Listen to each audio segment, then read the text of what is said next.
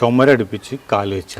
അപ്പോൾ ആരും ശ്രദ്ധിക്കാതിരിക്കാൻ സാറേ അവൻ അടിക്കേണ്ട, അവൻ ഹാർട്ട് പേഷ്യൻ്റാന്ന് പറഞ്ഞപ്പോൾ ഇയാൾ കേണപേക്ഷിക്കുകയാണ്. 30 കൊല്ലം ഓഫർ ചെയ്യാൻ എന്നെ പിടികൂടാൻ അയക്കുന്നത് നിങ്ങളാണ്. അപ്പോൾ അടിക്കാൻ വേണ്ടി അടിച്ചതാണ്. എസ്പിന്റെ കൗണ്ട് ഡൗൺ. ഇവരെ ശരിക്കും പറഞ്ഞാൽ പണിയിൽ നിന്ന് പറഞ്ഞ് വീട്ടിലേക്ക് വിടണം. അങ്ങനെ 10 പേരെ പറഞ്ഞ് തുടർച്ചയായി വിട്ടു കഴിഞ്ഞാൽ. നമസ്കാരം. നമ്മളെല്ലാവരും അറിഞ്ഞ വിഷയമാണ്, നടുങ്ങിയ വിഷയമാണ് താമിർ ജഫ്രി എന്ന ചെറുപ്പക്കാരൻ്റെ കൊലപാതകം. പോലീസ് ചവിട്ടിക്കൂട്ടി ആ ചെറുപ്പക്കാരനെ കൊന്നുകളഞ്ഞു. കൃത്യമായി പറഞ്ഞാൽ 2023 ജൂലൈ 31 വൈകിട്ട് 4 മണിയോട് കൂടിയിട്ട് ഡാൻസ് ഓഫ് എന്ന ഓമനപ്പൂരിൽ വിളിക്കുന്ന മലപ്പുറം SP യുടെ ഗുണ്ടാ സംഘം ഈ ചെറുപ്പക്കാരനെ പിടികൂടുകയാണ്. ശേഷം പോലീസ് ക്വാർട്ടേഴ്സിൽ കൊണ്ടുപോയി പട്ടിയെ തല്ലുന്നതുപോലെ തല്ലി ചവിട്ടിക്കൂട്ടി ആ ചെറുപ്പക്കാരൻ്റെ ജീവൻ എടുത്ത മാതിരിയാക്കിയതിനു ശേഷം രാത്രി 12 മണിയോടുകൂടി താനൂർ പോലീസിന് ചെറുപ്പക്കാരനെ കൈമാറുകയാണ്. താമിർ ജഫ്രിയുടെ സഹോദരൻ ഹാരിസ് ജഫ്രി നമ്മോടൊപ്പം ചേരുകയാണ്. ഹാരിസ് ജഫ്രി, നമസ്കാരം. ഹാരിസ് ജഫ്രി, അങ്ങയുടെ എത്രാമത്തെ സഹോദരനാണിത്? ഏറ്റവും ലാസ്റ്റ്, രണ്ടാമത്. എന്റെ താഴെയുള്ളതാണ്. താഴെയുള്ള നിങ്ങൾ 3 പേരാണോ? 4 പേരാണ്. 4 മക്കളാണ്. മൂത്ത ആള് പെണ്ണാണ്, ബാക്കി ജ്യേഷ്ഠന്, ഞാൻ, അനിയൻ. ഓക്കെ. താമീറിനെ അന്ന് കൊണ്ടുപോയത് ഇപ്പോൾ 2023 ജൂലൈ 31 ഫസ്റ്റ് പോലീസ് ഗുണ്ടാ സംഘത്തിന്റെ ആ ഒരു ഇടപെടൽ ആദ്യം നടക്കുന്നത്. ശേഷം പിന്നീട് ക്വാർട്ടേഴ്സിൽ കൊണ്ടുപോകുന്നു. അങ്ങനെ അങ്ങോട്ട് ഒരു എന്താ പറയുക, ആ ഒരു നാൾ വഴി ഇന്ന് ഓൾമോസ്റ്റ് നമ്മുടെ മലയാളികൾക്ക് എല്ലാവർക്കും ഓർമ്മയുള്ളതാണ്. എന്നാലും ഓർമ്മയില്ലാത്തവരിലേക്ക് നമുക്ക് ആ കാര്യങ്ങൾ മൊത്തത്തിലൊന്ന് ഓർമ്മിപ്പിച്ചു കൊടുക്കാം. ഒന്ന് പറയാമായിരുന്നു. 31-ാം തീയതി, അതായത് അതിന് മുമ്പ് 2 ദിവസം ഇവിടെ അടുപ്പിച്ച് വന്നിരുന്നു. ഈ 29-30 അനിയൻ ഇവിടെ വന്നിരുന്നു. അതെ. അപ്പോൾ അനിയൻ ഇവിടെ താമസിച്ചിരുന്ന സമയത്ത് അപ്പോൾ അനിയൻ ചേളാരി, അവിടെ വർക്ക് അവിടെ ചേളാരി ഭാഗത്തായതുകൊണ്ട് അവിടെ ആയിരുന്നു. പിന്നെ ഞങ്ങൾ ഒരു കാലം ഇവിടെ താമസമൊന്നുമില്ല. ഉമ്മക്ക് അസുഖവും വൈഫ് ഗർഭമായപ്പോൾ ഞങ്ങൾ ആരും ഇവിടെ താമസിച്ചില്ലായിരുന്നു. ആരുടെ ഭാര്യയായിരുന്നു? എൻ്റെ ഭാര്യ. നിങ്ങളുടെ ഭാര്യ. ഈ താമിർ വിവാഹിതനാണോ? ഇല്ല, വിവാഹിച്ചില്ല. 30 ആയിട്ടുള്ളൂ. അപ്പോൾ വീട്ടിൽ സൗകര്യം ഇല്ലാത്ത, പിന്നെ ഗൾഫിൽ പോയി വന്നിട്ട് മതി എന്നുള്ളൊരു തീരുമാനത്തിൽ ഇങ്ങനെ പോകുമായിരുന്നു. എന്ത് ജോലിയായിരുന്നു അദ്ദേഹം ഇവിടെ ചെയ്തുകൊണ്ടിരുന്നത്? അവിടെ ചേളാരിയിൽ ബെഡ്ലാൻഡ് എന്ന് പറഞ്ഞിട്ടൊരു ഷോപ്പിൽ ഹോൾസെയിൽ എക്സിക്യൂട്ടീവ് ആയിരുന്നു. അതായിരുന്നു ലാസ്റ്റ് വരെ ചെയ്തിരുന്നു. പിന്നെ അതിനു മുമ്പ് മൊബൈൽ ഷോപ്പിൽ സെയിൽസ്മാൻ ആയിരുന്നു. മൊബൈലുമായിട്ടുള്ള എല്ലാ കാര്യങ്ങളും ചെയ്യാറുണ്ടാവും. ഈ നാട്ടിലെ ചെറുപ്പക്കാരുമൊക്കെ ആയിട്ട് നല്ല ബന്ധമായിരുന്നു. ചെമ്മാടാണ് മെയിൻ. നമ്മൾ ഇപ്പോൾ ഇവിടേക്ക് വന്നിട്ട് മമ്പുറത്തേക്ക് വന്നിട്ട് ഒരു 10 കൊല്ലത്തെ ആവണേ ഉള്ളൂ. അതിനു മുമ്പ് ചെമ്മാട് ഭാഗത്തായിരുന്നു. എങ്ങനെയായിരുന്നു ഇതിന്റെ തുടക്കം? എങ്ങനെയെന്ന് പറയാം. ഏകദേശം 31 വൈകിട്ട് 4-5 മണിയോട് കൂടിയിട്ടാണ്. ജൂലൈ 31 വൈകിട്ട് 2023. അതെ. ഏകദേശം 1 കൊല്ലം കഴിഞ്ഞില്ലേ.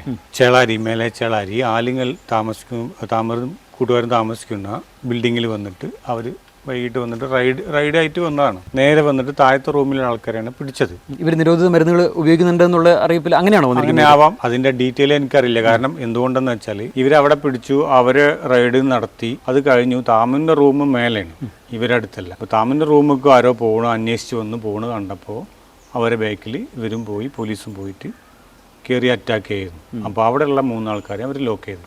അങ്ങനെ ഒരു 3-6 പേരൊക്കെയാണ് മാക്സിമം ആ സമയത്ത് അവിടെ ഉണ്ടായിരുന്നത്. പിന്നെ അവർ വിളിച്ചു വരുത്തിയതും വന്നതുമായിട്ടുള്ള 12 പേരെ അവിടെ ലോക്കാക്കി, റൂമിൽ ലോക്കാക്കി വെച്ചിട്ടാണ്. ഈ ചെറുപ്പക്കാരായിട്ടുള്ളത് 12 ചെറുപ്പക്കാരെ അവിടെ ലോക്ക് ചെയ്തു.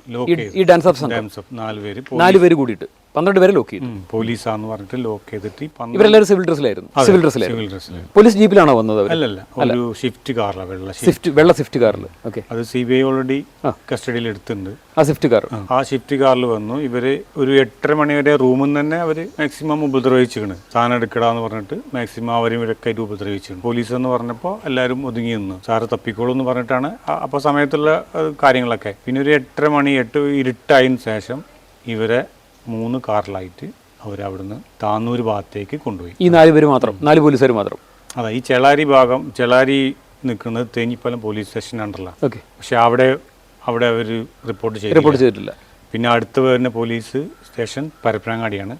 പിന്നെ നമ്മളെ ഭാഗത്ത് ചെമ്മാട്, തിരുവങ്ങാടി. ഇവര് 3 സ്ഥലത്തും റിപ്പോർട്ട് ചെയ്യാതെ അവർ നേരെ താന്നൂർ ഭാഗത്തേക്ക് കൊണ്ടുപോയി. താന്നൂർ അവിടെ ഒരു ഇവർ തന്നെ പോലീസ് വരുത്തുന്ന ഒരു കോട്ടേഴ്സ് അവിടേക്ക് കൊണ്ടുപോയിട്ട്, അതും നേരെ വഴിയല്ല പോയത്, അതിന്റെ ബാക്കിലൂടെ കൊണ്ടുപോയിട്ട് അകത്തേക്ക് കയറ്റി. ഏകദേശം ഒരു 9 മണി കൂടി അവിടെ എത്തിയിട്ടുണ്ടാവും, 9-9:30 ആകുമ്പോൾ. പിന്നെ 12 മണി വരെ മാക്സിമം ഓരോരുത്തരെ അവർ ചെയ്യാനുള്ളതൊക്കെ ചെയ്തിരുന്നു. അതിൽ കൂടുതൽ അടി കിട്ടിയത് താമറിനാണെന്ന് അവർ പറയുന്നുണ്ട്. കാരണം 3-4 വട്ടം അവർ വലിച്ചരിച്ചുകൊണ്ട് ഈ ബാത്റൂമിൽ ഇട്ടിട്ട് അവർ പെരുമാറിയാണ്. പക്ഷെ അതെ, അവിടെ CC ക്യാമറ മറ്റുള്ള കാര്യങ്ങളൊന്നുമില്ല. അതാണ് മുന്നിലൂടെ പോരാതെ ബാക്കിലൂടെയാണ് കൊണ്ടുവരുന്നത്. ഒരു 12 പേരെ. ഈ കോട്ടേഴ്സിന്റെ ബാക്കിൽ കാർഡാണോ അത്?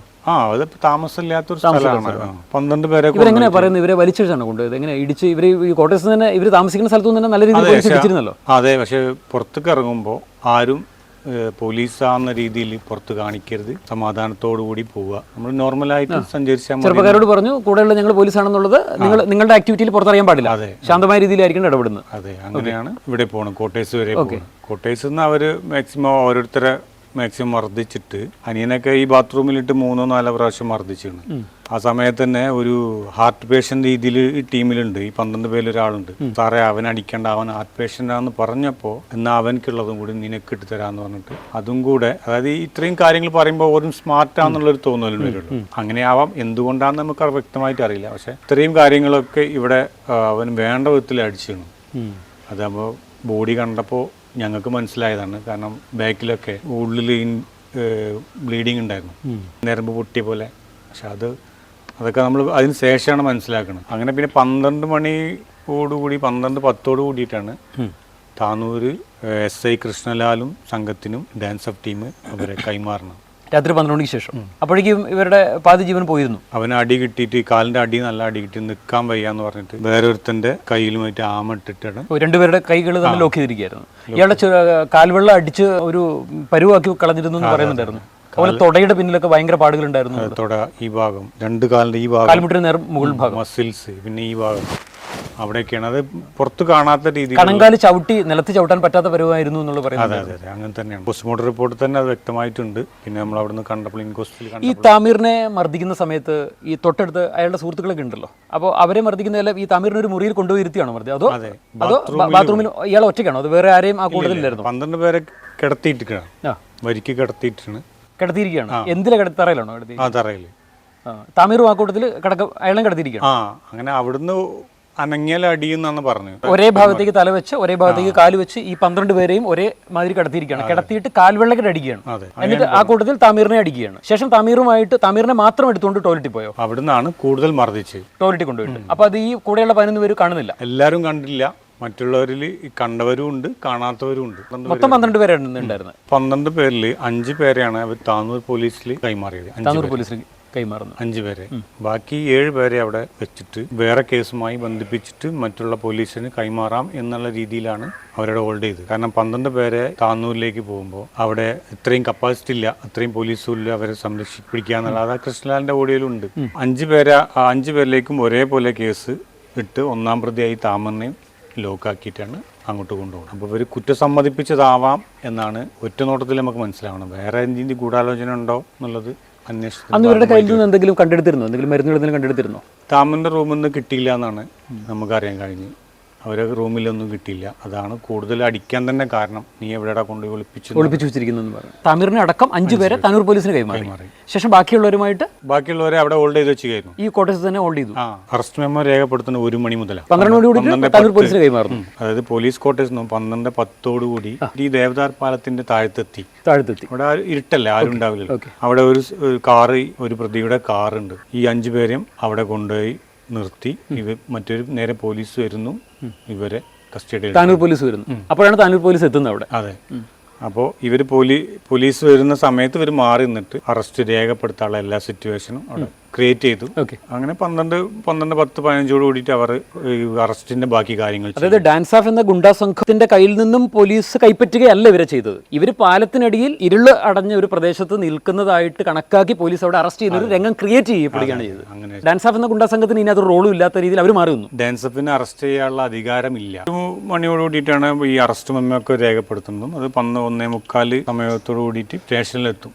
സ്റ്റേഷനിൽ കയറുമ്പോൾ തന്നെ അനിയന് ഒരു വരും. അതുവരെ നിൽക്കാൻ വയ്യ. ഇതിൽ തന്നെ വണ്ടിയിൽ ലോക്ക് ചെയ്തിട്ടായിരുന്നു. താനൂർ പോലീസ് സ്റ്റേഷനിലേക്ക് എത്തിയപ്പോഴത്തേക്കും എത്ര മണിയായി? ഒരു 2 മണിയോട്. അപ്പൊ ഈ അവിടെ നിന്നും അറസ്റ്റ് രേഖപ്പെടുത്തുന്നു. ആ പാലത്തിനടിയിലെ ഇരുട്ടിൽ നിന്ന് മരുന്നുകളുടെ ബിസിനസ് എന്തോ അവിടെ നടത്തുകയാണെന്നുള്ള വ്യാജേന, അല്ലെന്നുണ്ടെങ്കിൽ അത് ഉപയോഗിക്കാനുള്ള രീതിയിൽ പോലീസ് അവിടെ അറസ്റ്റ് ചെയ്യുന്നു. ഈ 12 മണിക്ക് ഇവിടെ കൊണ്ടുപോകുമ്പോൾ തന്നെ 5 പേരുടെ പേരിലും ഒരേപോലത്തെ കവർ പാക്ക് ചെയ്ത് ഓരോ സ്ഥലത്തും വെച്ചിടണം. എന്നിട്ട് ഇവരോട് പറഞ്ഞത്, നിങ്ങളൊന്നും പറയണ്ട, നിങ്ങളവിടെ പോയി നിന്നാൽ മതി, ഞങ്ങൾ പിടിച്ച കാര്യം മറ്റുള്ള കാര്യമൊന്നും ആരോടും പറയണ്ട എന്ന് പറഞ്ഞിട്ട് ഇവരെ ഭീഷണിപ്പെടുത്തിയിട്ടാണ് ഈ ഡാൻസ് ഓഫ് സംഘം അങ്ങനെയാണ് അവരെ പാലത്തിനടി കൊണ്ട് നിർത്തുന്നത്. അതെ, ഓരോരുത്തരുടെ അടുത്തും കറക്റ്റ് ഇന്ന സ്ഥലത്ത് എന്നുള്ള രീതിയിൽ ഉണ്ടാവും. എവിടെയാണ് ഇത് വെച്ചിരുന്നത്? ഓരോരുത്തരുടെ കയ്യിന് അവരുടെ ശരീരഭാഗങ്ങളിൽ പോക്കറ്റില് താനൂർ പോലീസ് അത് കണ്ടെടുക്കുന്നു. ശേഷം അറസ്റ്റ് രേഖപ്പെടുത്തുന്നു. സ്റ്റേഷനിലേക്ക് അപ്പോൾ തന്നെ കൊണ്ടുപോകണം. അറസ്റ്റ് രേഖപ്പെടുത്തി ഏകദേശം അറസ്റ്റ് മെമ്മോ തയ്യാറാക്കാനുള്ള സമയം 1 മണിക്കൂറാണ് അവർ കാണിച്ചിട്ടുള്ളത്. നമ്മൾ അന്വേഷിച്ചപ്പോൾ 2 മണിക്കൂറിലെ അപ്പുറത്ത് വരും. തഹസീൽദാറോ അല്ല CIന്റെ ഒപ്പം നിന്നിട്ട് വേണം ഇത് മൊത്തം ചെയ്യാൻ. പക്ഷെ ആ CI വന്ന് പോയിട്ട് ഒപ്പിടാൻ മാത്രമേ വന്നിട്ടുള്ളൂ എന്നാണ് ഞങ്ങൾക്ക് അറിയാൻ കഴിഞ്ഞത്. അപ്പൊ അതിൽ അവിടുന്ന് തന്നെ ഈ ഉദ്യോഗസ്ഥരെ കളികൾ സ്റ്റാർട്ടിംഗ് ആണ്. അപ്പൊ അവിടെ എത്ര സമയം പാലത്തിനടിയിൽ അവരുമായിട്ട് നിന്നിരുന്നു പോലീസ്, താനൂർ പോലീസ്? 2 മണിക്കൂറിന്റെ ഉള്ളിൽ ആവണേ ഉള്ളൂ. ഈ ഡാൻസ് ഓഫ് സംഘം പോലീസിന് മുമ്പിലേക്ക് വരുന്നേ ഇല്ല. ഇല്ല. ഓക്കെ, അവിടെ നിന്ന് നേരെ താനൂർ പോലീസ് സ്റ്റേഷനിലേക്ക് കൊണ്ടുപോയി. നിങ്ങൾ എപ്പോഴാണ് വിവരം അറിയുന്നത്? ഞങ്ങൾ 1-ാം തീയതി മരിച്ച് ഏകദേശം 10:45 രാവിലെ 10:45 നിങ്ങൾ അറിയുന്നത്. അപ്പൊ രാത്രി 2 മണിക്കൊക്കെ താനൂർ പോലീസ് ഈ പാലത്തിനടിയിൽ ഈ നാടകമൊക്കെ നടക്കുമ്പോൾ നിങ്ങൾ ഈ വിവരങ്ങളൊന്നും അറിയുന്നില്ല? ഇല്ല. ഈ ചെറുപ്പക്കാരായിട്ടുള്ള ഈ 12 പേരുടെ കുടുംബങ്ങളിലൊന്നും ഈ വിവരം അറിയുന്നില്ല. ആരുമായിട്ട് ബന്ധപ്പെടാൻ ഇവർ സമ്മതിച്ചിട്ടില്ല. ഫോണുകളെല്ലാം പിടിച്ചെടുത്തു, ഡാൻസ് ഓഫ് പിടിച്ചെടുത്തു. പോലീസിന്റെ അടുത്ത് ഫോണുണ്ട്, ഡാൻസ് ഓഫിന്റെ കീഴിലാണല്ലോ ആദ്യം. ഈ ചെറുപ്പക്കാരനെ നിങ്ങൾ ആരും വിളിച്ചില്ല? നിങ്ങൾ സഹോദരങ്ങളോ അല്ലെങ്കിൽ നിങ്ങളുടെ കുടുംബത്തിലോ ആരും വിളിച്ചില്ല? നമ്മൾ നോർമലായിട്ട് അങ്ങനെ എപ്പോഴും വിളിക്കാറില്ലല്ലോ. പക്ഷെ ആ സമയത്ത് വിളിച്ചിട്ടില്ല. കാരണം വിളിക്കേണ്ട സാഹചര്യം അപ്പൊ വന്നില്ല. യാതൊരു അപകട സൂചനയും നിങ്ങൾക്ക് ആർക്കും കിട്ടിയിട്ടില്ല? ഇല്ല, അതാണ് കാരണം. അതിനു മുമ്പ് 2 ദിവസം മുമ്പ് വന്ന് പറഞ്ഞ 2-ാം തീയതി എൻ്റെ മൂത്ത മകന്റെ ബർത്ത്ഡേ ആയിരുന്നു. അപ്പൊ അതിന് വരണം എന്നുള്ള തയ്യാറെടുപ്പിൽ ഇരിക്കുകയായിരുന്നു. അപ്പൊ അത് വരും. അതിനു മുമ്പ് വന്നിട്ട് കളിപ്പാട്ടൊക്കെ വാങ്ങിക്കൊടുത്തു. ഞാൻ രാത്രി 1-ാം തീയതി വൈകുന്നേരം വരാം, നമുക്ക് ഇവിടെ നിൽക്കാം, 2-ാം തീയതി നമുക്ക് ബർത്ത്ഡേ ഒക്കെ ആഘോഷിക്കാം എന്നൊക്കെ പറഞ്ഞിട്ട് കുട്ടീനോട് ഭയങ്കര സന്തോഷത്തിൽ പോയത്. അവരെയൊക്കെ കൊണ്ടുപോയി 2-3 ആൾക്കാരുണ്ട് എനിക്ക്, 2 ആൾക്കാരെ വെച്ച് അവരെ കൊണ്ടുപോയി കളിപ്പാട്ടൊക്കെ വാങ്ങിക്കൊടുത്തിട്ടാണ് ഈ ശനിയാഴ്ച പോണത്. അപ്പോൾ നമുക്ക് അങ്ങനത്തെ ഒരു ഫീൽ ഇല്ലല്ലോ. ഇത് ഇന്നിപ്പോ അവിടെ പോലീസ് പിടിച്ചാലേ നമ്മളെ അറിയിക്കേണ്ട ആദ്യം. മരിച്ച് ഏകദേശം 4-4:30 മണിയോട് കൂടിയിട്ടാണ്. 4 മണി പുലർച്ചെയാണോ മരണപ്പെടുന്നത്? അതെ. 1-ാം തീയതി പുലർച്ചെ 2 മണിയോട് കൂടിയിട്ട് താനൂർ പോലീസ് സ്റ്റേഷനിൽ എത്തിക്കുന്നു. ശേഷം അവിടുന്ന് 4 മണിയോട് കൂടിയിട്ട് ഈ ചെറുപ്പക്കാരൻ മരണപ്പെടുന്നു. സ്റ്റേഷനിൽ വന്നതിന് ശേഷമുള്ള കാര്യങ്ങളൊക്കെ അയാളുടെ സുഹൃത്തുക്കൾ പറഞ്ഞ കാര്യങ്ങളൊക്കെ ഓർമ്മ ഉണ്ടാവില്ല. എന്തൊക്കെയായിരുന്നു? സ്റ്റേഷനിൽ കൊണ്ടുപോയി അവര്, അതും സ്റ്റേഷനിൽ ബാക്കൂടെ വന്ന് CC ക്യാമറ വന്നിട്ടില്ല അവിടെ. മുന്നിലൂടെ ആ വണ്ടിയും ഡ്രൈവർ, അതായത് വണ്ടി ഓടിക്കുന്ന ഒരാൾ മാത്രമേ മുന്നിലൂടെ വന്നിട്ടുള്ളൂ. ബാക്കിയുള്ളവരും പിന്നിൽ കൂടെ വന്നു. നേരെ കൊണ്ടുവന്നിട്ട് പിന്നെ സ്റ്റേഷനിൽ നിന്നുള്ള എന്തായിരുന്നു സംഭവിച്ചത്? ഇവനക്ക് നിൽക്കാൻ വയ്യാത്തതുകൊണ്ട് ഇവര് പിന്നെ കഴിയാൻ പറ്റില്ല. അപ്പൊ എന്താ ഇത് നേരെ ഇവരെ മുകളിൽ ഇവര് റെസ്റ്റ് എടുക്കുന്ന സ്ഥലം റൂമുണ്ട്, അവിടെ കൊണ്ടുപോയിട്ട് കിടത്തി. അയാൾക്ക് നിൽക്കാൻ സാധിക്കുന്നില്ല. ഇല്ല, അവിടെ കിടന്നു. അപ്പൊ ഇവന് ആകെ വിറക്കുണ്ട് അനിയന്. അപ്പൊ മറ്റോന് സമാധാനിപ്പിച്ചൊക്കെ കിടത്തി കുറച്ചു നേരം. പിന്നെ പെട്ടെന്ന് കട്ടുമെന്ന് വീണു എന്ന് പറഞ്ഞു. കട്ടിൽ നിന്ന് വീണു. കൂടെ 3 പേരും കൂടെ ഉണ്ടായിരുന്നു. 4 പേര്. ഒരാളാണ് ഒപ്പം കിടക്കുന്നത്. കൂടെ എത്ര പേര്? 5 പേരല്ലേ കൊണ്ട്? 4 പേര് അപ്പുറത്തുണ്ട്. പിന്നെ കട്ടിൽ നിന്ന് പെട്ടെന്ന് വീണു. പെട്ടെന്ന് ഒരു വൈബ്രേറ്റ് ചെയ്തിട്ടാണ് പെട്ടെന്ന് വീണു. ഇവരെടുത്ത് കിടത്തി. എത്ര മണിയോട് കൂടിയാണെന്നുള്ള പറഞ്ഞവര്? ഏകദേശം ആ സമയം തന്നെ 3 മണി 4 മണിയുടെ ഇടയിൽ. 1 മണിക്കൂർ ഗ്യാപ്പല്ലേ ഉള്ളൂ. എന്നിട്ട് അവിടെ അതിന് ശേഷം ഉടനെ തന്നെ താഴെ വീണ ഉടനെ ഒരു ഹോസ്പിറ്റലിൽ കൊണ്ടുപോയോ? ഇല്ല. അപ്പോൾ പിന്നെ റെസ്റ്റ് കിടത്തി സമാധാനത്തിൽ കിടന്നു എന്ന് പറഞ്ഞു. ഇയാളുടെ മൂക്കിൽ കൂടെ വായിൽ കൂടെ അങ്ങനെ എന്തെങ്കിലും ഒരു ബ്ലഡിന്റെ ഒരു അംശം അങ്ങനെ എന്തെങ്കിലും കണ്ടതായിട്ട് പറയുന്നുണ്ടോ? ആ സമയത്തൊന്നുമില്ല. ഒന്നും അനക്കൊന്നുമില്ല. ഇല്ല. അപ്പൊ ഇവര് ഇടിച്ച് ആന്തരിക മുറിവുകളായിരിക്കും അല്ലെ ഏറ്റവും കൂടുതൽ ഉണ്ടായത്? മുഖത്തൊന്നും പാടില്ല. അങ്ങനെ ഇവിടെ 2 ചെറിയ സ്ക്രാച്ച്. അപ്പൊ ഈ 3 മണിയോട് കൂടിയിട്ട് ഇയാള് മരണം മുന്നിൽ കാണുന്നു എന്നുള്ളതൊന്നും ഈ പോലീസുകാർ മനസ്സിലാക്കുന്നില്ല? അപ്പോൾ ഇല്ല. അവർ അതിനുള്ള ഒരു തയ്യാറെടുപ്പ് അവിടെ ചെയ്തില്ല. ശേഷം ഇവര് ഹോസ്പിറ്റലിലേക്ക് കൊണ്ടുപോകുന്നത് എപ്പോഴാണ്? FIR ഇടാനുള്ള തയ്യാറെടുപ്പിലാണ് അവിടെ.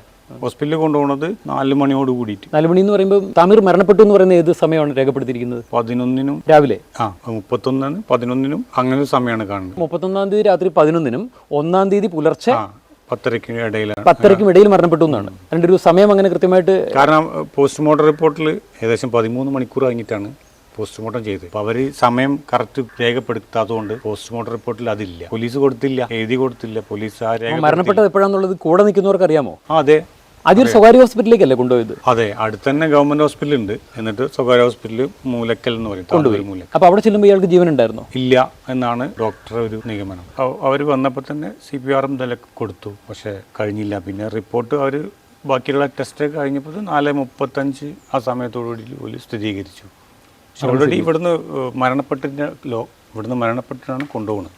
സ്റ്റേഷനിൽ ഉണ്ടായിരുന്ന സമയത്ത് കൂടെ ചെറുപ്പക്കാരുണ്ടായിരുന്നല്ലോ. അതെ. അപ്പൊ അവരൊക്കെ കാണുന്നുണ്ടല്ലോ ഇയാള് മരണപ്പെടുന്നുണ്ടെങ്കിൽ തീർച്ചയായിട്ടും അവസാന നിമിഷങ്ങളിൽ ഇവർ കാണുന്നുണ്ടല്ലോ. ഇവന് ഇത്രയും നേരം ഓരോ നിമിഷം മരണപ്പെട്ടുകൊണ്ടിരിക്കുകയാണ്. അത് ഇവർ മനസ്സിലാവാനുള്ള ഒരു ബുദ്ധിമുട്ടുണ്ടാവില്ല. പിന്നെ ഇത്രയും ബുദ്ധിമുട്ടൊക്കെ കഴിഞ്ഞിട്ട് അവർ റെസ്റ്റ് എടുക്കാനുള്ള സമയമാണ്. അപ്പോൾ അവരെല്ലാവരും ഒന്ന് മയങ്ങി. ആ സമയത്താണ് താമീറിന്റെ കൂടെ ഉണ്ടായിരുന്ന ചെറുപ്പക്കാർ തൊട്ടടുത്ത് ഇരിക്കുന്നുണ്ടല്ലോ. അപ്പൊ അവരുറങ്ങുന്നില്ലല്ലോ. അവർ അതുവരെ ഞാൻ പറഞ്ഞില്ല, കട്ടിൽ നിന്ന് വീണ വരെ അനിയന് ചെറിയ ഇളക്കങ്ങളൊക്കെ കാണിച്ചിരുന്നു. പെട്ടെന്ന് വീണു. അതിന് ശേഷം ഒരു ഉറങ്ങിയ മട്ടാണ് പിന്നെ കണ്ടത്. അപ്പോൾ ഇവർ ഈ കട്ടിൽ നിന്ന് വീണ മട്ടിൽ അവിടെ തന്നെ കിടന്നു? അല്ല, എടുത്ത് കിടത്തി. അപ്പോൾ അവർ സമാധാനിപ്പിച്ചു. പോലീസുകാർ താനൂർ പോലീസ് സ്റ്റേഷനിൽ വെച്ചിട്ട് ആരെങ്കിലും തല്ലിയായിരുന്നോ, ഉപദ്രവിച്ചോ? അവരാരും ഒന്നും ചെയ്തില്ല എന്ന് പറയുന്നത്. കാരണം അവർക്ക് അതിന് സമയം കിട്ടിയിട്ടില്ലല്ലോ. ആകെ 1 മണിക്കൂർ 1.5 മണിക്കൂർ അവരുടെ കയ്യിലുള്ളൂ. അപ്പോൾ ആ മയക്കം എല്ലാവരും മയങ്ങുന്ന സമയത്ത് ആള് അതെ മരണപ്പെട്ടു. അപ്പോൾ ഈ കട്ടിലിനടുത്ത് കെടുത്തിയ പാട് പിന്നെ അത്രയും വയലന്റ് ഒന്നും കാണിച്ചില്ല. അപ്പോൾ ഇവർ വിചാരിച്ചു ഉറങ്ങിയിട്ടുണ്ടാവും വിചാരിച്ചു. അപ്പോൾ സമാധാനത്തിൽ പിന്നെ എന്തുകൊണ്ടാണ് ഇവർ ഹോസ്പിറ്റലിൽ കൊണ്ടുപോകാം അല്ലെങ്കിൽ അങ്ങനെ ഒരു തോന്നൽ വരാനുള്ള കാരണം ഉണ്ടാവും? പിന്നെ ഇത് തീരെ ഒരു അനക്കം ഇല്ലാതായപ്പോഴാണ് ഇവർ വിളിച്ചത്. അപ്പോൾ കൂടെയുള്ളവർ പോലീസുകാരല്ല? ഇല്ലല്ല, പോലീസുകാർ അവിടെ മാറ്റി നിർത്തി അവരും അപ്പുറത്ത് നിൽക്കുകയായിരുന്നു. അപ്പോഴാണ് ഇവർ ആർത്ത് വിളിച്ചത്. അങ്ങനെ ഇപ്പോൾ അപ്പോഴാണ് ഇവർ എല്ലാ കാര്യങ്ങളും ഒച്ചത്തിൽ ഭയങ്കര ആർപ്പോട് കൂടിയിട്ടാണ്, അതാണ് അവർ പറഞ്ഞത്. അങ്ങനെയാണ് അവർ എടുത്തുകൊണ്ടുപോകുന്നത്. പോലീസ് ജീപ്പിലാണ് അപ്പോൾ കൊണ്ടുപോകുന്നത് ഹോസ്പിറ്റലിൽ. അപ്പോൾ തന്നെ ആദ്യം മരണപ്പെട്ടിട്ടാണ് അവിടെ കൊണ്ടുപോയത്. താമീർ ജഫ്രി എന്ന ചെറുപ്പക്കാരനെ റോഡിൽ നിന്നും വണ്ടിയിൽ കൂട്ടിക്കൊണ്ടുപോയ നേരെ പോലീസ് സ്റ്റേഷനിലേക്കല്ല, പോലീസ് ക്വാർട്ടേഴ്സിലേക്കാണ് കൊണ്ടുപോയത്. കാരണം അവിടെ CC ക്യാമറ ഇല്ല. അവിടെ ഇട്ട് നല്ല രീതിയിൽ ഈ ചെറുപ്പക്കാരനെ ഇടിച്ച് ചവിട്ടിക്കൂട്ടി. ഇത് പോലീസിന്റെ ഒരു സ്ഥിരം പരിപാടിയാണ്. ഡാൻസ് ഓഫ് എന്ന ഓമനപ്പേരിൽ വിളിക്കുന്ന സ്ക്വാഡ്, SP-യുടെ കീഴിലുള്ള സ്ക്വാഡ്. ആ സ്ക്വാഡാണ് ഈ താമീർ ജഫ്രിയെ ജീപ്പിൽ കയറ്റിക്കൊണ്ടുപോയത്. അങ്ങനെ ക്വാർട്ടേഴ്സിലിട്ട് ഇടിച്ച് ഇഞ്ചപ്പരുവമാക്കി ഈ ചെറുപ്പക്കാരൻ തുള്ളി വെള്ളം പോലും കുടിക്കാൻ കൊടുക്കാതെ അവസാനം ഈ ചെറുപ്പക്കാരൻ മരണപ്പെടുകയാണ്. ഡാൻസ് ഓഫ് എന്ന പേരിലുള്ള ഈ സ്പെഷ്യൽ സ്ക്വാഡ് എന്നൊന്നും ഇതിനെ വിളിക്കാൻ പറ്റില്ല. ഇതൊരു ഗുണ്ടാ സംഘം എന്നാണ് ഇതിനെ വിളിക്കേണ്ടത്. ഈ സംഘം പ്രവർത്തിക്കുന്നത് മലപ്പുറം SP സുജിത്ദാസിന്റെ കീഴിലായിരുന്നു. സുജിത്ദാസ് പറയുന്ന രീതിയിലാണ് ഈ സംഘം അനുസരിക്കുന്നത്. ഇതിലുള്ളവന്മാർക്ക് ആർക്കും നിയമമോ അല്ലെങ്കിൽ നീതിയോ മറ്റുള്ള കാര്യങ്ങളോ ഒന്നും ഇവർക്ക് അറിയില്ല. എന്നിട്ട് പുലർച്ചെ 4 മണി കഴിഞ്ഞപ്പോൾ ആൾ മരണപ്പെട്ടിട്ട് നിങ്ങളെ വിവരം അറിയിക്കുന്നത് രാവിലെ 10:30 ശേഷമാണ്. അതെന്തുകൊണ്ടാണ്? അപ്പോൾ നിങ്ങൾക്ക് ഒരു വിവരം അറിയില്ല താനൂർ പോലീസ് സ്റ്റേഷനിൽ ഇങ്ങനെ ഒരു കസ്റ്റഡിയിൽ ഉണ്ടെന്നോ ഈ കാര്യങ്ങളൊന്നും നിങ്ങൾക്ക് ആർക്കും അറിയില്ല? 10:30 മാത്രമാണ് നിങ്ങൾ അറിയുന്നത്? അതെ, 10:30 മരണപ്പെട്ടത് 10:30 അറിയാം. വീട്ടിലൊരു 9 മണി 9:30 കൂടിയിട്ട് വീട് അന്വേഷിച്ച് 2 പേര് വന്നിരുന്നു. ആരാന്ന് സിവിൽ ഡ്രസ്സിൽ 2 പേര് വന്നു. പോലീസുകാരാവാം. ഇവിടെ വന്നു, ഈ വീട്ടിൽ വന്നു. അപ്പോൾ ഞാൻ വർക്കിന് പോയത് ചെട്ടിപ്പടി ഭാഗത്ത് ആണ് എൻ്റെ വർക്ക്. എന്താ ജോലി ചെയ്യുന്നത്? ഞാൻ വീടിന്റെ ഹൗസ് പെയിന്റിംഗ് ഉണ്ട്, ഇന്റീരിയർ വർക്ക് എല്ലാം ചെയ്യണം. അപ്പോൾ അവിടെ ആയതുകൊണ്ട് ഞാൻ രാവിലെ പോകും. ഇവിടെ വന്നിട്ട് ഉമ്മാനോട് വൈഫും ഉണ്ടാവും ഇവിടെ. താമറിന്റെ വീടാണോ എന്ന് ചോദിച്ചു. അപ്പോൾ ആദ്യം പറഞ്ഞപ്പോൾ ആരവിടെ വേറെ ആണുങ്ങൾ ആരുണ്ടോ എന്ന് ചോദിച്ചപ്പോൾ ഞാനാണുള്ളത്. അപ്പോൾ ഉമ്മ ചോദിച്ചു എന്തിനാണ് എന്താന്ന് ചോദിച്ചപ്പോൾ ഇല്ല, അങ്ങനെ ഒരു കഞ്ചാവ് കേസിൽ താമർ പെട്ടിട്ടുണ്ട്, അവനിപ്പോൾ ഹോസ്പിറ്റലിലാണ്. ഈ 10 മണി 9 മണി 10 മണി സമയത്ത് മരണപ്പെട്ട കാര്യം ഇവർക്ക് എല്ലാവർക്കും അറിയാം, പക്ഷെ ഉമ്മയോട് പറയുന്നില്ല, വീട്ടിലൊന്നും പറയുന്നില്ല. അപ്പോൾ അവർ പറഞ്ഞത് ഇങ്ങനെ കേസിൽ ഉൾപ്പെട്ടിട്ടുണ്ട്. അപ്പോൾ ഉമ്മ ചോദിച്ചു കേസിൽ ഉൾപ്പെട്ടിട്ടുണ്ടെങ്കിൽ എന്തിനാ പോലീസ് സ്റ്റേഷനിലേ വേണ്ടത്, ഹോസ്പിറ്റലിൽ എന്തിനാന്ന് ചോദിച്ചു. അപ്പോൾ അവർ മറുപടി പറയാതെ അവർ പോയി. അപ്പോൾ ഉമ്മ എന്താ ചെയ്തു, ജ്യേഷ്ഠൻ ഗൾഫിലേക്ക് വിളിച്ചുകൊണ്ട് ഇങ്ങനെ 2 പേര് വന്നിട്ടുണ്ട്, ഒന്ന് അന്വേഷിച്ച് നോക്കിയെന്ന് പറഞ്ഞിട്ട് ജ്യേഷ്ഠനെ വിളിച്ചു. ജ്യേഷ്ഠൻ എനിക്കൊരു 10 മണിയോടുകൂടിയിട്ട് എനിക്ക് വിളിച്ചിട്ടുണ്ടാവും. ഇങ്ങനെ ഒരു കാര്യം ജ്യേഷ്ഠൻ പറഞ്ഞിട്ട് ഞാൻ അറിയണേട്ടോ. പണിസ്ഥലത്തേക്ക് വിളിച്ചു. ഇങ്ങനെ ഒരു കാര്യം പറഞ്ഞു, 2 പേര് വന്നിട്ടുണ്ട്. അപ്പോൾ നിങ്ങൾ എന്ത് ചെയ്തു? ഒന്ന് അന്വേഷിക്കാൻ പറഞ്ഞു. 34 ഏകദേശം 40 മിനിറ്റ് ആവണേ ഉള്ളൂ. അപ്പോഴാണ് CI ജീവൻ ജോർജ് എന്ന് പറഞ്ഞിട്ട് എനിക്ക് കോൾ വന്നു. താനൂർ സ്റ്റേഷനാണ്, ജീവൻ ജോർജാണ്, താങ്കളെ അനിയന് അമിതമായി ലഹരി ഉപയോഗിച്ച് മരണപ്പെട്ടിരിക്കുന്നു. എവിടെയെന്ന് വെച്ചാൽ മൂലക്കൽ ഹോസ്പിറ്റലുണ്ട് പറഞ്ഞു. അപ്പോൾ ഞാൻ ഒന്നുകൂടി ചോദിച്ചു. അപ്പോൾ പറഞ്ഞാൽ അമിതമായി ലഹരി ഉപയോഗിച്ച് ഞങ്ങൾ ഇന്നലെ രാത്രി പിടിച്ചതാണ്, അനിയൻ മരണപ്പെട്ടിട്ടുണ്ട്, നിങ്ങൾ 4 പേരെ കൂട്ടി ഹോസ്പിറ്റലിലേക്ക് വരണം, ബോഡി കൊണ്ടുപോകാനുള്ള കാര്യങ്ങൾ ചെയ്യണം. ആകെ ടെൻഷനായി. അപ്പോൾ ഞാൻ എന്ത് ചെയ്തു, ആ ഫോൺ കോൾ അപ്പോൾ തന്നെ ഞാൻ റെക്കോർഡ് ചെയ്തു. ആ നമ്പറിലേക്ക് എൻ്റെ ഒപ്പമുള്ള പണിക്കാരനോട് അങ്ങോട്ട് വിളിക്കാൻ പറഞ്ഞു, ഒന്ന് കൺഫേം ചെയ്യുക എന്തിനാണ് എന്താണെന്ന് വിളിച്ചത്, എന്നോട് ഇതിങ്ങനെ പറഞ്ഞതൊന്ന് കൺഫേം ചെയ്തു. അപ്പോൾ അവൻ വിളിച്ചു, ആ നമ്പറിൽ വിളിച്ചപ്പോൾ അവനോടും ഇതേ കാര്യം തന്നെ പറഞ്ഞു. അപ്പോൾ 4 പേര് വരാനല്ലേ ഉള്ളൂ. അപ്പോൾ ഞങ്ങൾ അന്ന് 3 പേരേ ഉള്ളൂ, ഞാനും എൻ്റെ 2 പണിക്കാരേ ഉള്ളൂ. നമുക്ക് അപ്പോൾ ചെയ്യാൻ പറ്റിയ പണി, എൻ്റെ കൂട്ടുകാരെ ഒരാളും കൂടി വിളിച്ചു. ഞങ്ങൾ 4 പേര് 2 ബൈക്കിലായിട്ട് ഹോസ്പിറ്റലിൽ, താന്നൂർ കഴിഞ്ഞിട്ടാണ്, പോലീസ് സ്റ്റേഷൻ കഴിഞ്ഞിട്ടാണ് ഈ ഹോസ്പിറ്റൽ. പോണ വഴിയിൽ നമ്മൾ ഇവിടുത്തെ മെമ്പറുണ്ട്, മുതിർന്ന ആൾക്കാരെ, നമ്മൾക്ക് പറ്റുന്ന കൊലത്തുള്ള പരിചയക്കാരൊക്കെ വിളിച്ചു. നിങ്ങൾ ഹോസ്പിറ്റലിൽ എത്തുന്നു. ശേഷം ഹോസ്പിറ്റലിൽ എത്തിയപ്പോൾ അവിടെ പോലീസിൻ്റെ ഒരു വമ്പൻ ടീം അവിടെ സെറ്റിലാണ്. അപ്പോൾ തന്നെ ആകെ ഒരു എന്താ സംഭവിച്ചെന്നൊരു ഐഡിയ കിട്ടില്ല. അപ്പോൾ കയറി അവർ നല്ലവണ്ണം സ്വീകരിച്ചു, കൊണ്ടുപോയി നേരെ ഹോസ്പിറ്റലിൻ്റെ ഒരു ഓഫീസുണ്ട്, അവിടെ കൊണ്ടുപോയിരുത്തി. അപ്പോൾ തന്നെ പോലീസ് പറയുന്നുണ്ട് അനിയന് ഈ ലഹരിയുമായി ബന്ധപ്പെട്ട് എത്രയായി കച്ചവടം തുടങ്ങിയിട്ട്. അതിനിടയിൽ നിങ്ങളെ ചോദ്യം ചെയ്യണം. അപ്പോൾ തന്നെ നമ്മളോട് ഈ ചോദ്യങ്ങളാണ് ചോദിക്കണം. നമ്മൾ ലഹരി അതിൻ്റെ ഒരു വിഷം നമ്മൾ തലയിക്കിടാണ്, എങ്ങനെയാണ് കച്ചവടം, ആരൊക്കെയാണ് എവിടെ താമസം എന്ന് പറഞ്ഞുകൊണ്ട് അവരിങ്ങനെ ഓരോന്നായിട്ട്. അപ്പോൾ നമ്മൾ ആകെ ടെൻഷനില്ല, നമുക്കൊന്നും അറിയില്ല എന്നുള്ള മട്ടിൽ ഒന്നും പ്രത്യേകിച്ചൊന്നും പറയാനൊന്നുമില്ല. മിന്നാന്ന് വരെ വീട്ടിൽ വന്ന് പോയതാണ്, ഇങ്ങനത്തെ ഒരു കാര്യം നമുക്കറിയില്ല, ഇതിലെന്തോ പ്രശ്നങ്ങളുണ്ട്, സാറൊന്ന് അന്വേഷിക്കണം എന്ന് പറഞ്ഞു. നിങ്ങൾ പറഞ്ഞു, RDOയോട് ആവശ്യപ്പെട്ടു. RDO പോലീസ് RDO നിങ്ങളോട് പറഞ്ഞു പ്രശ്നമൊന്നും ആക്കണ്ടെന്ന്, കൂളാവാൻ പറഞ്ഞു. ഒരു പാവ മനുഷ്യനെ പോലെ തന്നെയാണ് കണ്ടിട്ട്. പോലീസുകാരും പാവങ്ങളാ. അതെ, അത് പിന്നെ വേറെ പാവങ്ങള്. ശേഷം എന്തായിരുന്നു സംഭവിച്ചത്? RDOക്കും അറിയില്ല ഇവിടെ എന്താ സംഭവിച്ചെന്നുള്ളത്. പോലീസാണ് ഇത് ഇങ്ങനത്തെ ഒരു ധാരണ കൊടുത്തിട്ട്, പോലീസിന്റെ തിരക്കഥ മാത്രമേ ഈ RDOയ്ക്കും അറിയുള്ളൂ. ഇതിൻ്റെ ഒരു പ്രോപ്പർ എങ്ങനെയാണ് ഇങ്ങനത്തെ ഒരു കസ്റ്റഡി കൊലപാതകം അല്ലെങ്കിൽ ഇങ്ങനെ മരണപ്പെട്ടാൽ ഇതിൻ്റെ ഒരു രീതി ഉണ്ടല്ലോ, ആ രീതിയിൽ RDO ആണ് ഒന്ന് ഇൻക്വസ്റ്റ് നടത്തേണ്ടത് RDOൻ്റെ സ്ഥാനത്തിൽ. അപ്പോൾ RDO വിളിച്ചു വരുത്തി, ഇയാൾ ചോദിക്കാം പോലീസിനോട് അപ്പോഴുള്ള പോലീസിനോട് ചോദിക്കുകയാണ് എന്താണ് സംഭവിച്ചതെന്ന്. അപ്പോൾ അവിടെയുള്ള ഒരു പോലീസുകാർക്കും ഈ കാര്യത്തെ പറ്റി ഒന്നും അറിയില്ല. ആരാണ് അറസ്റ്റ് ചെയ്തതെന്ന് ചോദിച്ചപ്പോൾ താന്നൂർ പോലീസാണ്, അപ്പോൾ SI ആണ്, താന്നൂർ SI ആണെന്ന് പറഞ്ഞപ്പോൾ എന്നാൽ വിളിക്കുമെന്ന് പറഞ്ഞു. അപ്പോൾ ഈ പോലീസ് പറയുന്നുണ്ട് ഞങ്ങൾ ഇവിടുന്ന് മാറ്റിയതാണ്, സ്വകാര്യത്തിൽ പറഞ്ഞു കൊടുക്കുന്നുണ്ട്. ഇവർ വന്നു, ഈ സമയം ഈ 12:10 സമയം 1:45 സ്റ്റേഷനിലെത്തിയതും SI ഈ ആഡിയോ ഒക്കെ പറയുമ്പോഴാണ് ഇത്ര മണിക്കാണ് ഞങ്ങൾ ഇവരെ അറസ്റ്റ് ചെയ്തെന്ന് നമ്മളറിയുന്നത്. ആ സമയത്താണ്. പിന്നെ അത് കഴിഞ്ഞ് പഞ്ചായത്തിലെ ആൾക്കാർ വേണം, കുടുംബക്കാരൊരാൾ വേണം, എന്നാലേ ഇൻക്വസ്റ്റ് ചെയ്യാനുള്ള ഇതേവുള്ളൂ എന്ന് പറഞ്ഞിട്ട് കുറെ നേരം വെയിറ്റ് ചെയ്തു. ഒരു 1 മണി വരെ വെയിറ്റ് ചെയ്തു. പരപ്പനങ്ങാടി ജഡ്ജി വന്നു,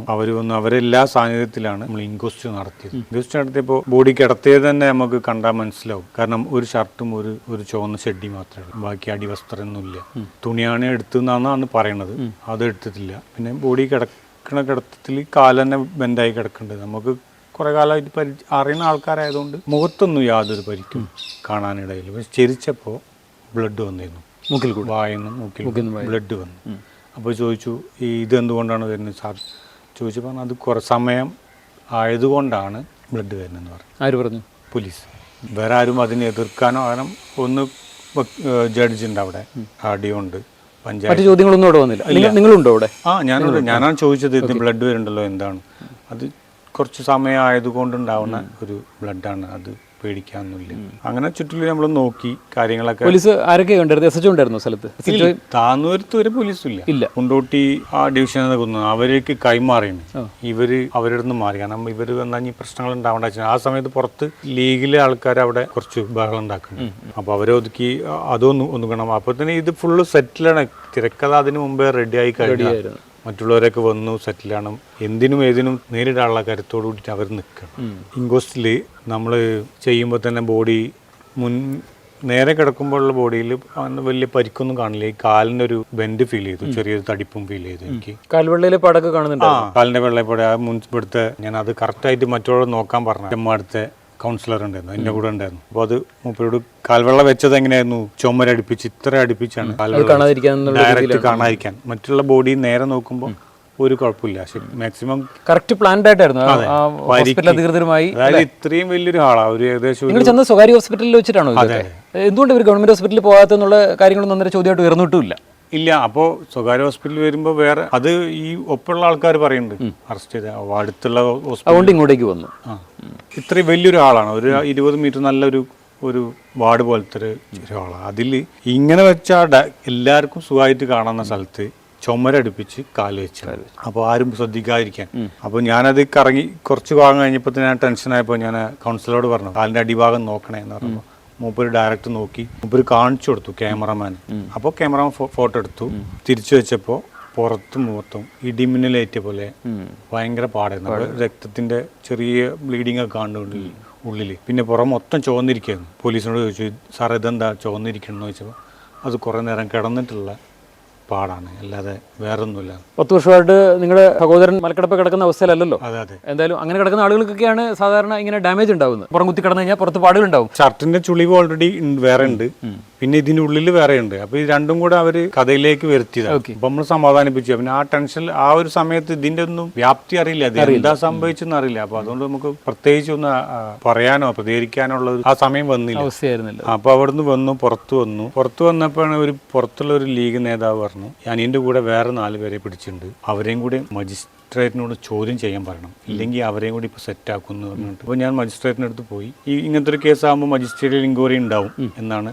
അപ്പോൾ മജിസ്ട്രേറ്റ് ഉണ്ട് അവിടെ, കാര്യങ്ങളൊക്കെ എഴുതിയെടുക്കുന്നുണ്ട്. നമ്മളെ പരാതിയൊക്കെ എഴുതിയെടുത്തു. ലഹരി മരിച്ചതല്ല, അങ്ങനെ ഒരു ഉപയോഗിക്കുന്നതായിട്ട് നമുക്ക് അറിയില്ല. അപ്പോൾ ഇതിലെന്തോ കുഴപ്പമുണ്ട്, ഇതിൻ്റെ വ്യക്തമായിട്ട് അന്വേഷിക്കണം എന്ന് പറഞ്ഞിട്ടാണ് നമ്മൾ മജിസ്ട്രേറ്റിനോട് നമ്മൾ പറയുന്നത്, കംപ്ലയിൻറ്റ് പറയുന്നത്. അതായത് എഴുതിയെടുത്തു. പിന്നെ തിരിച്ചു വന്നപ്പോഴാണ് ഈ ആൾ പറയണത് ഇങ്ങനെ 4 പേരും കൂടി ഉണ്ടെന്ന്. അപ്പോൾ ഞാൻ തിരിച്ചു പോയിട്ട് മജിസ്ട്രേറ്റിനോട് പറഞ്ഞു 4 പേരും കൂടി പിടിച്ചിട്ടുണ്ട് ഇതിൽ, സാർ ഇപ്പോൾ തന്നെ പോയിട്ട് ഇവരെയും കൂടി മൊഴിയെടുക്കണം, എന്താണ് ഇന്നലെ സംഭവിച്ചെന്നുള്ളതൊന്ന് വ്യക്തമാക്കണം. പിന്നെ നേരെ പോസ്റ്റ്മോർട്ടത്തിലുള്ള ബാക്കിയുള്ള കാര്യങ്ങളൊക്കെ നേരെ ഹോസ്പിറ്റലിലേക്ക് മഞ്ചേരിയിലേക്കാണ് പോയത്.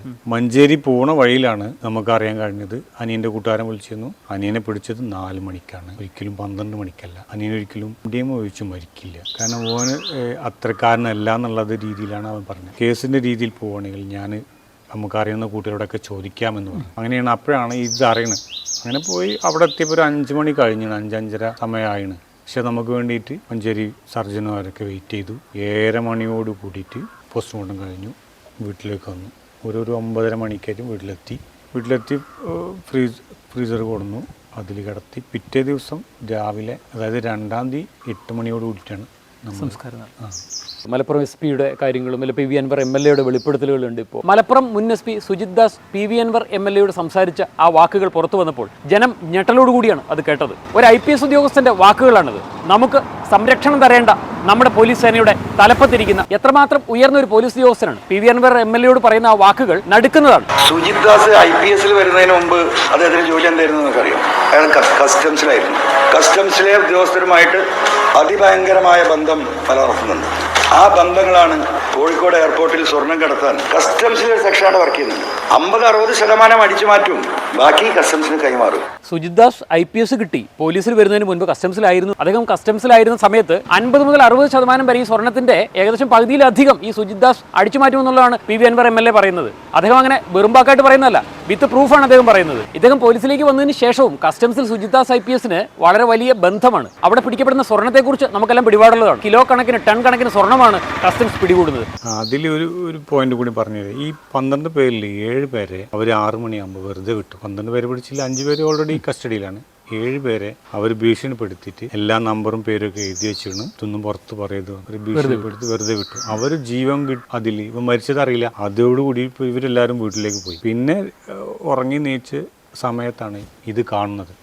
അപ്പോൾ ഓരോരുത്തർ ചിലപ്പോൾ യൂട്യൂബിൽ വാർത്തേൻ്റെ അടിയിൽ കമൻ്റ് അടിക്കുന്നുണ്ട്, ചിലർ അങ്ങോട്ട് വിളിച്ച്, അങ്ങനെയാണ് ഇത് പുറത്ത് പറയുന്നത്. അവർ വഴിയാണ് അത് കുറച്ചുകൂടി പുറത്ത് വന്നത്. ഓരോരുത്തരെ പിന്നെ ഇതിൻ്റെ ഡീറ്റെയിൽ ഒക്കെ ഓരോരുത്തരായിട്ട് മാധ്യമത്തിലൊക്കെ വന്ന ശേഷം ഇപ്പോൾ എത്തി നിൽക്കുന്നത് എങ്ങനെയാണെന്ന് പറയാം. ഇപ്പോൾ CBI ആണ് അന്വേഷിക്കുന്നത്. CBI അന്വേഷണം ഏകദേശം ഒരു 90% കഴിഞ്ഞെന്നാണ് നമുക്ക് അറിയാൻ കഴിഞ്ഞത്. പക്ഷെ അത് അവരെ കുറ്റപത്രം സമർപ്പിക്കാത്തതുകൊണ്ട് നമുക്ക് അതിൻ്റെ ഡീറ്റെയിൽ അറിയില്ല. എന്തായാലും 4 പ്രതി ഡാൻസ് ഓഫ് ടീമിനെ മാത്രമേ ഇതുവരെയുള്ള പട്ടികയിലുള്ളൂ. ഇതിന് മുകളിലേക്ക് ആര് വരും? താനൂർ പോലീസ് അന്ന് അറസ്റ്റ് ചെയ്ത പോലീസൊക്കെ ഇന്നും ഇപ്പോഴും അവിടെ ഡ്യൂട്ടിയിലുണ്ടോ? അന്ന് അറസ്റ്റ് ചെയ്ത പോലീസ് കൃഷ്ണലാലാണ് അറസ്റ്റ് ചെയ്തത്.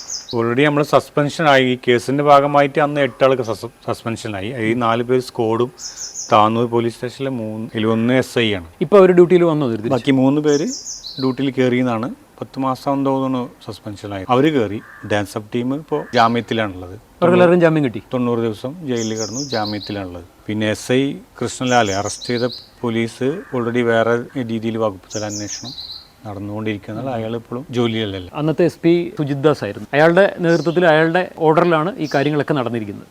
അത് കാരണം ആ ഫസ്റ്റ് ടൈമിൽ അയാളുടെ വാർത്താ സമ്മേളനം ഫസ്റ്റ് ഒരു 10:30 മണി അതിൽ തന്നെ അയാൾ വ്യക്തമായിട്ട് പറഞ്ഞത് ഇയാൾ ഇങ്ങനത്തെ ഒരു, അതായത് അനിയന് സമാനമായ കേസുകൾ ഉൾപ്പെട്ട ആളാണ്, ഇങ്ങനെ ഉപയോഗിക്കുന്ന ആളാണ്. തമീറിനെതിരെ എന്തെങ്കിലും പോലീസ് കേസോ, അയാളൊരു സ്ഥിരം പ്രശ്നക്കാരനാണ് എന്നുള്ള അങ്ങനെ എന്തെങ്കിലും ഉണ്ടായിരുന്നു മുൻപ്? അങ്ങനെ ഒരു കേസ് ഇതുവരേക്കും നമ്മൾ സമൂഹത്തിൽ അങ്ങനെ ഒരു കേട്ടുകേൾവി ഇല്ല. ഇല്ലില്ല. നിങ്ങളുടെ ഈ പ്രദേശവാസികൾക്കിടയിലൊന്നും മറിച്ചൊരു അഭിപ്രായമൊന്നും അയാളെ കുറിച്ചില്ല? ഇല്ല. അനിയന്റെ കേസിൽ ഡയറക്റ്റ് ഇൻവോൾവ് ഉള്ള വലിയ ഉദ്യോഗസ്ഥരിലെ ഏറ്റവും വലിയ ടോപ്പ് ഉദ്യോഗസ്ഥ ഇയാളാണ്, SP സുജിത് ദാസ്. കാരണം ഡാൻസ് ഓഫ് ടീം ഇയാളെ അണ്ടറിലാണ് വർക്ക് ചെയ്യുന്നത്. മറ്റുള്ളവർക്ക് ആർക്കും ഇവരെ നിയന്ത്രിക്കാനുള്ള അധികാരമില്ല. ഇനി ഉണ്ടെങ്കിൽ തന്നെ ഡയറക്റ്റ് ആയിട്ട് സുജിത് ദാസ് IPSന്റെ കീഴിലായിരുന്നു ഡാൻസ് ഓഫ് ടീം. അതെ, ഡാൻസ് ഓഫ് ടീം ഉണ്ടാക്കിയ തന്നെ ഈ SP ആണ്. അപ്പോൾ പിന്നെ ഡയറക്റ്റ് ഇൻവോൾവ് ചോദ്യം നമുക്ക് അങ്ങോട്ടാ ചോദിക്കാനുള്ളത്, എന്തിനു വേണ്ടി? ഇതൊന്നും അറിയാതാണോ ഇതൊക്കെ ഈ 4 പേര് ചെയ്തത്? ഒരിക്കലും ഉണ്ടാവില്ല. അയാളെ അറിവോട് കൂടിയിട്ടാവും ഇതെല്ലാം ചെയ്ത്. ഡയറക്റ്റ് തെളിവുകൾ ചിലപ്പോൾ നേരിട്ട് കാണാണ്ടാവില്ലെങ്കിലും പല രീതിയിൽ ഇവർ ബന്ധപ്പെട്ടുണ്ടാവും. ഇപ്പോൾ PV അൻവറിന്റെ വെളിപ്പെടുത്തൽ ഇപ്പോഴാണ് വരുന്നത്. ഇത്രയും കാലമായി, വർഷം ഒന്ന് കഴിഞ്ഞു. എങ്ങനെ നോക്കി കാണുന്നതിന്? അതായത് നമ്മുടെ അനിയനെ തൊട്ടതോട് കൂടിയിട്ട്, അതായത് അനിയന്റെ മരണത്തോട് കൂടിയിട്ട് SPന്റെ കൗണ്ട് ഡൗൺ ആരംഭിച്ചു. അതാണ് നമുക്ക് മനസ്സിലാവുന്നത്. കാരണം പല കേസുകളും സ്വർണം മറ്റതെല്ലാം ചെയ്തിട്ടുണ്ടെങ്കിലും ഇത്രയും ഒരു ക്രൂരമായിട്ട് ചെയ്യുമ്പോൾ നമുക്കുണ്ടാവില്ലൊരു വിഷമം. അന്ന് നമ്മൾ പലപ്പോഴും ഓങ്ങി വെച്ചതാന്ന് പറയുന്ന മാതിരി ഇയാളെ അന്ത്യം കാണണം എന്ന് പറഞ്ഞ പോലെ അയാളെ കാലഘട്ടം കഴിഞ്ഞു. അപ്പോൾ അതോടുകൂടിയിട്ട് എന്ത് ചെയ്തു? SP ഇവിടുന്ന് പോകേണ്ട സമയമായി വന്നു. ഈ SP നിയന്ത്രിച്ചെന്ന ഈ രാഷ്ട്രീയ പാർട്ടികളും നേതാക്കന്മാരൊക്കെ പിടുത്തം അയാൾക്ക് കുറഞ്ഞു വന്നതാണ് എൻ്റെ ഒരു കാഴ്ചപ്പാട്. പുറത്തു വരാൻ കാരണം എന്നാണ് വിശ്വസിക്കുന്നത്. അതുവരെ ഇയാൾ നിയന്ത്രിച്ചിരുന്നു. മലപ്പുറം ഇയാളെ കയ്യിലായിരുന്നു. ഇയാൾ പലരെ നേതാക്കന്മാരായാലും മറ്റുള്ള PV അൻവറിന്റെ ഓഡിയോ തന്നെ കാണാം. ഇയാൾ കേണ അപേക്ഷിക്കുകയാണ്, കാല് പിടിക്കുകയാണ്, 30 കൊല്ലം ഓഫർ ചെയ്യുക. അപ്പോൾ ഇതുപോലെ എല്ലാവരും കാരണം ഈ സ്റ്റേറ്റ്മെന്റ്, ഈ PV അൻവറിന്റെ മൊബൈലിൽ വന്ന സ്റ്റേറ്റ്മെന്റ്, ഇതേ സ്റ്റേറ്റ്മെന്റ് താനൂരുള്ള ഒരു ജയൻ എന്ന് പറഞ്ഞൊരു നേതാവുണ്ട്, അയാൾ അവിടെ മാധ്യമത്തിൽ പറഞ്ഞ ഇതുപോലെ തന്നെ പല്ലുകൾ ദ്രവിച്ചിരുന്നു, ഹാർട്ട് 90%. ഇങ്ങനെ ഒരു സംഭവമൊന്നും ഇല്ല. ഒരു ഹാർട്ട് പേഷ്യന്റ് അല്ല. പല്ല് 2-3 കേടുള്ളത് സത്യമാണ്. ഹാർട്ട് പേഷ്യന്റ് ആണ്. ഒരു ഹാർട്ട് പേഷ്യന്റ് ഒരു ഗുളിക പോലും ഇത്രയും കാലം കഴിച്ചിട്ടില്ല. എന്നെക്കാളും ആരോഗ്യമുള്ള ഒരാളാണ് അനിയൻ. അതേ എല്ലാം തയ്യാറാക്കിയിട്ടാണ് ഈ കളി അന്നു മുതലേ തുടങ്ങിയിട്ടുള്ളത്. അൻവർ പുറത്തുവിട്ട ശബ്ദരേഖയിൽ പറയുന്നുണ്ടല്ലോ, താനൂർ SHO ഇതിൽ വരേണ്ടതാണ്, അയാളൊന്ന് തിരുവനന്തപുരത്ത് കോൺഫറൻസിൽ ആ ഒരു വിഷയം വന്നതുകൊണ്ട് മാത്രം അയാൾ കഷ്ടിച്ച് രക്ഷപ്പെട്ടതാണെന്നൊക്കെ. അതെ, അയാളെ വല്ലാണ്ട് ഈ SP സംരക്ഷിക്കുന്നുണ്ട്. ഇയാളെ പേര് എവിടെയും വരാതെയും. ഷൈൻഷാ എന്ന് പറഞ്ഞ ഈ SHO പയ്യെന്നാ പറയുന്നത്. ട്രെയിനിയാണ്. അടുത്ത SP ആവാൻ പോണ ആളാണ്. അതായത് പറയണ്ടല്ലോ ജനുവരിയിൽ SP ആവും എന്നുള്ളത്. SP ആവാൻ പോണ ഈ സയൻഷാണ് നമ്മുടെ കൃഷ്ണലാലിന്റെ ഫോണിൽ നിന്ന് കോൾ റെക്കോർഡ് ഡിലീറ്റ് ചെയ്തിട്ട്. അപ്പൊ തെളിവ് നശിപ്പിക്കണമെന്ന് ഇയാൾ കുറ്റക്കാരനല്ലേ? ഇയാൾ അവിടെ ഉണ്ടോ ഇല്ല, ആ സമയത്ത് ഇല്ലെങ്കിലും അതിന് ശേഷമുള്ള ദിവസങ്ങളിൽ ഇയാൾ ഇതിനു വേണ്ടി പ്രവർത്തിച്ചതാണ്. പുതിയ വെളിപ്പെടുത്തലും കാര്യങ്ങളെല്ലാം വന്നു കഴിഞ്ഞപ്പോൾ ഇനി എന്താണ് ഇനി മുന്നോട്ട്? CBI വിളിപ്പിച്ചിരുന്നു? CBI സംസാരിച്ചിരുന്നു എന്തെങ്കിലും? ഇല്ല, അതിന് മുന്നേ സംസാരിച്ചിട്ടുള്ളൂ. എന്തായാലും ഈ വെളിപ്പെടുത്തൽ ഭാഗമായിട്ട് PV അൻവറിന്റെ മൊഴിയെടുക്കണമെന്നും ഈ കോൾ റെക്കോർഡ് ഒരു തെളിവായി ശേഖരിക്കണമെന്നും SP-നെ പ്രത്യേകിച്ച് ചോദ്യം ചെയ്യണമെന്നാണ്, ഈ കേസിൽ ഉൾപ്പെടുത്തി ചോദ്യം ചെയ്യണമെന്നാണ് നമ്മൾ ആവശ്യപ്പെടാനുള്ളത്. CBIക്ക് റിക്വസ്റ്റ് ഇപ്പോൾ അയക്കാനുള്ള ഒരു തീരുമാനമുണ്ട്. ഹൈക്കോടതിയിൽ മൂവ് ചെയ്യാനുള്ള ഇവരെ പ്രതി ചേർക്കണം എന്ന് പറഞ്ഞിട്ട് ഇത്രയും കാര്യങ്ങൾ ചെയ്ത്, കാരണം അതിൽ തന്നെ പറഞ്ഞു കൊല്ലാൻ വേണ്ടി അടിച്ചതല്ലാന്ന്. അപ്പോൾ അത് അടിച്ചതെന്നുള്ളത് അയാളിനെ സമ്മതിക്കുക. ഈ കേസിൽ ഇതിൽ അപ്പുറത്തേക്ക് ചിലപ്പോൾ അൻവറിന് ചിലപ്പോൾ പറയാനുണ്ടാവും. MLA-ൻ്റെ മൊഴി എടുക്കണം. ഒരു സാധാരണക്കാരൻ പറഞ്ഞതുപോലെയല്ല, ഒരു MLA അല്ലേ പറഞ്ഞത്. അപ്പോൾ അത് MLA-ൻ്റെ മൊഴി കറക്റ്റായിട്ട് രേഖപ്പെടുത്തണം. പിന്നെ SP-ൻ്റെ കോൾ ആവശ്യപ്പെടുന്നു. ഇതിനു മുമ്പേ ആവശ്യപ്പെട്ടിട്ടുണ്ട് ഈ SP-നെ പ്രതി ചേർക്കാൻ. പക്ഷെ അതൊന്നും ഫലത്തിൽ വന്നിട്ടില്ല. പക്ഷെ ഈ ഒരു സാഹചര്യത്തിൽ നമ്മൾ ഒന്നും കൂടെ മൂവ് ചെയ്യാണ്. CBIയുടെ ഇപ്പോഴത്തെ അന്വേഷണത്തിൽ നിങ്ങൾ തൃപ്തരാണോ? തൃപ്തരാണോ എന്ന് വെച്ചാൽ ഇതുവരെ അവർ അന്വേഷിച്ചതിൽ ഇപ്പോൾ അവർ അറസ്റ്റ് ചെയ്തു, അതൊക്കെ സംഭവിച്ചു. പക്ഷേ ക്രൈംബ്രാഞ്ച് അന്വേഷിച്ച് 4 പേരല്ലാതെ അതിന് മുകളിൽ വേറെ ആൾ ഇവർക്ക് പിടികൂടാൻ സാധിച്ചിട്ടില്ല. അവരെ പേരിൽ ഒരു അറസ്റ്റ് ചെയ്യോ അല്ലെങ്കിൽ വേറെ രീതിയിൽ ബുദ്ധിമുട്ടിക്കുന്ന ഒരു ക്വസ്റ്റ്യൻ ചെയ്യലോ ഉണ്ടായിട്ടില്ല. ഈ 4 പേര് മാത്രമേ ഉള്ളൂ. 12 പേരടങ്ങുന്ന സംഘത്തിൽ 4 പേരെ മാത്രമേ കസ്റ്റഡിയിൽ ക്രൈംബ്രാഞ്ച് എടുത്ത ഒരു ഇത് മാത്രമേ ഇപ്പോഴും ഉള്ളൂ നിലവിൽ. 4 പേര് പോലീസ് ഡാൻസ് അപ്പ് ടീം മാത്രമേ കസ്റ്റഡിയിൽ എടുത്തിട്ടുള്ളൂ. ഈ 4 പേര് മാത്രം. ഈ സംഘത്തിലെ ബാക്കിയുള്ളവരൊന്നും ഇതുവരെ ഇല്ല. ഇപ്പം ഈ മേലുദ്യോഗസ്ഥരായാലും മറ്റുള്ളവരൊന്നും പ്രതിപട്ടികയിൽ പോലും വന്നിട്ടില്ല. അപ്പോൾ അത് എന്താണെന്നുള്ളത് നമുക്ക് അറിയില്ല. അതിനെ പറ്റി കുറ്റപത്രം വന്നാലേ നമുക്ക് അറിയാൻ പറ്റുള്ളൂ. CBI ആയതുകൊണ്ട് നമുക്കൊന്നും അറിയാൻ കഴിയാത്തൊരു വിഷമമുണ്ട്. നിങ്ങളുടെ ചോദ്യങ്ങൾക്കൊന്നും CBI മറുപടി പറയാറില്ല. നോർമലി നമ്മളെ കേസിന് ആവശ്യമുള്ള എല്ലാ തെളിവുകളും സാക്ഷികളും മറ്റുള്ളതൊക്കെ ചെയ്തു എന്നാണ് നമുക്ക് ഉറപ്പ് വന്നിട്ടുള്ളത്. പിന്നെ ഒഫീഷ്യലായിട്ട് നമുക്ക് അങ്ങനെ നിങ്ങളുടെ സംശയങ്ങൾ എന്തെങ്കിലും നിങ്ങൾ ചോദിച്ചിരുന്നോ? അതിനുള്ള മറുപടികളൊന്നും ലഭിച്ചിട്ടില്ല. സംശയങ്ങൾ പറയുമ്പോൾ അവർ അതൊക്കെ ഞങ്ങൾ അന്വേഷിക്കുന്നുണ്ട് എന്നാണ് പറയുന്നത്. അല്ലാതെ അവർ നമ്മളെ അപ്പടെ തട്ടിമാറ്റലില്ല. എല്ലാതും കേട്ടിട്ട് അതിൻ്റെ രീതിയിൽ ഞങ്ങൾ ചെയ്തോളാന്ന് പറയുന്നത്. CBI അവിടെ ചെല്ലുന്നു, കുറച്ച് ആളുകൾ മൊഴിയെടുക്കുന്നു, അവിടുന്ന് കുറച്ച് പേരെ വിളിച്ചിറക്കുന്നു, ചോദ്യം ചെയ്യുന്നു, അങ്ങനെയൊക്കെ പറഞ്ഞിട്ട് സ്ഥിരമായിട്ട് ഒരു അപ്ഡേഷൻ ലഭിക്കാറുണ്ടല്ലോ. അതിപ്പോ ഉണ്ടോ? അല്ല, ഈ മാസം തന്നെ ഫസ്റ്റിൽ ഒരു ചെറിയൊരു അനക്കം കണ്ടു. 2 പേരെ അവിടെ ഇവിടെയൊക്കെ ആയിട്ട് മൊഴിയെടുക്കാനൊക്കെ പോയിരുന്നു. പക്ഷെ അതിന് ശേഷമൊന്നും കേട്ടില്ല. ഇപ്പൊ ഏകദേശം അന്വേഷണം 90% കഴിഞ്ഞു എന്നുള്ളൊരു. ഇപ്പോഴും സുജിത് ദാസ് IPS-ലേക്കൊന്നും എത്തിയിട്ടില്ല. സാധ്യത കാണുന്നില്ല. കാരണം അത് ഇനി പറയാനും കഴിയില്ല. കാരണം അത് അന്വേഷണ ഭാഗമായിട്ട് അവർ ചിലപ്പോൾ നമ്മൾ വിചാരിച്ചാൽ അപ്പുറത്താവാം ഇവരെ അന്വേഷണം. പ്രതീക്ഷിക്കാം അങ്ങനെയൊക്കെ. CBIക്ക് അപ്പുറം ഒരു വാക്കില്ലല്ലോ. അപ്പോൾ ആ ഒരു പ്രതീക്ഷയിലാണല്ലോ. അതാണ് നമ്മളെ അവരെ അന്വേഷിച്ച ഇതിന്റെ റിപ്പോർട്ട് വന്നിട്ട് നമുക്കത് അവരെ ഏതൊക്കെ രീതിയിൽ ചെയ്തെന്നോ അല്ലെങ്കിൽ അന്വേഷിച്ചെന്നോ മനസ്സിലാവുള്ളൂ. എന്തായാലും ഈ 4 പേരിൽ ഒതുങ്ങാൻ സാധ്യത ഇല്ല എന്നാണ് വിശ്വസിക്കുന്നത്. പിന്നെ ഈ തേഞ്ഞിപ്പാലം പോലീസ് സ്റ്റേഷനിൽ താനൂർ ഈ സ്റ്റേഷനിലേക്ക് കൊണ്ടുപോകാനുള്ള കാരണം ഓരോ മാഫിയാണ്, ഓരോ ഗ്യാങ് ആണ് അവിടെ വർക്ക് ചെയ്യുന്നത്. എന്നെ പിടികൂടാൻ നിങ്ങളൊരു 3-4 പേരെ അയക്കുന്നത് നിങ്ങളാണ്. അതെ, എന്നെ വന്ന് പിടികൂടുന്ന 4 പേരെക്കാട്ടിലും വലിയ ക്രൈം ചെയ്തിരിക്കുന്ന അയക്കുന്ന ആളാണ്.